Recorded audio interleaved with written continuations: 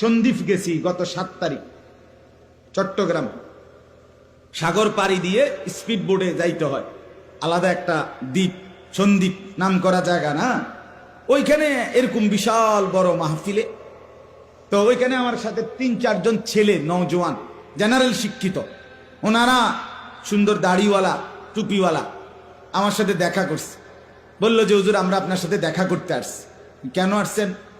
কয় যে হুজুর আমরা একটা উদ্যোগ নিছি আমাদের এলাকায়, সেটা হলো ফজর ক্যাম্পেইন, এটার নাম।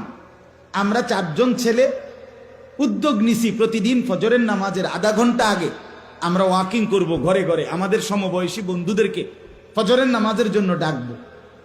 এই 3-4 জনে উদ্যোগ নিছি। আজকে 2-3 মাসের মধ্যে আলহামদুলিল্লাহ 3 থেকে 400 ছেলে প্রতিদিন ফজরের নামাজ জামাতে, ফজর ক্যাম্পেইন।